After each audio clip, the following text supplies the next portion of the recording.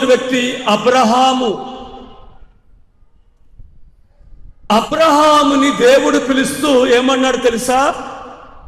అబ్రహాము, అబ్రహాము, నీ సొంత ఊరిని వదిలిపెట్టి నేను చూపించేటువంటి ప్రదేశానికి నీవు వెళ్ళినట్లయితే నీ ద్వారా నేను ఈ లోకములో ఉన్నటువంటి సమస్త మానవాళిని దీవిస్తాను.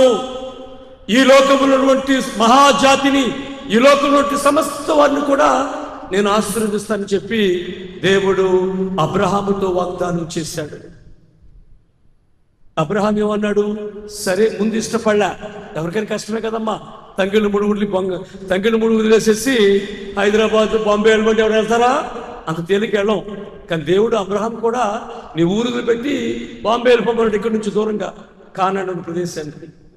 కానీ అబ్రహాము దేవుడి మీద నమ్మకం పెట్టుకొని, దేవుడి మీద ఆధారపడి, దేవుడి మీద విశ్వాసం ఉంచి, నాకు కష్టం వచ్చినా, నష్టం వచ్చినా, కీలు వచ్చినా, ఆశీర్వాదం వచ్చినా, మంచి జరిగినా, చెడు జరిగినా, దేవుడే నాకు ఆదియును అంతమును. నేను దేవుడిని నమ్ముకుంటా, మిగిలింది ఏమొచ్చినా సరే దేవుడే చూసుకుంటాడని చెప్పి దేవుడి మీద నమ్మకం పెట్టేసి వెళ్ళిపోయాడు. వెళ్ళిపోయిన తర్వాత అబ్రహాముకి లేక లేక ఒకే కొడుకు పుడతాడు. చూడండి, శోధనలు, పరిశోధనలు, దేవుడు ఎలా టెస్ట్ చేస్తాడు మళ్ళీ. తర్వాత లేక లేక అబ్రహాముకి ఇస్సాకు కొడుకు పుడతాడు. మళ్ళా దేవుడు ఏమంటాడు?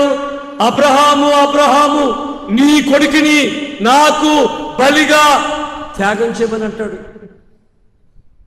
అప్పుడు అబ్రహాము మరలా భయపడలా. యేసు, దేవుడా, ఇచ్చిందంతా నీవే, నాకు కొడుకు కూడా, నా ఆస్తి కూడా, నా కుటుంబము కూడా, సమస్తాన్ని కూడా నీవే ఇచ్చావు కనుక నేను నీకు నీ మాట చేయటానికి నేను జగ్గనని చెప్పి కొడుకుని ఆ యొక్క కొండ మీద తీసుకెళ్తున్నాడు. కట్టెలతోనూ కత్తితోనూ వెళుతూ ఉన్నారు. కొండెక్కిన తర్వాత కొడుకు అడుగుతాడు, నాన్న నాన్న, మనం దేవుడికి బలి అర్పించాలి కదా, ఆ పొట్టేలు, ఆ గొర్రె పిల్ల ఎక్కడుందంటే అప్పుడు అబ్రహాం అన్నాడు, దేవుడే సమకూరుస్తాడు, గాడ్ విల్ ప్రొవైడ్, దేవుడే సమకూరుస్తాడని చెప్పి ఎప్పుడైతే అబ్రహాము దేవుడి మీద ఆధారపడి దేవుడికి లోబడి జీవించాడు, అప్పుడు ఏం చేశాడు? ఆ కొడుకుని కట్టెల మీద పెట్టినప్పుడు, కత్తి తీసుకుని నరికేటప్పుడు దేవుడు దేవతను పంపించి, అబ్రహాము, అబ్రహాము, నీ కొడుకుని బలివ్వద్దు అని చెప్పి దేవుడు అబ్రహాం అంటాడు, నీవు నన్ను నమ్మావు కనుక, నీవు నా మీద ఆధారపడ్డావు కనుక అప్పుడు వెంటనే నేను నిన్ను మెచ్చుకున్నానని చెప్పి వెంటనే దేవుడు దేవదూత ద్వారా ఒక పొట్టేలును, ఒక గొర్రె పిల్లను పంపించి దేవుడు ఆయనకు బహుగా దీవించాడు. మొట్టమొదట సందేశం ఏంటి తెలుసా?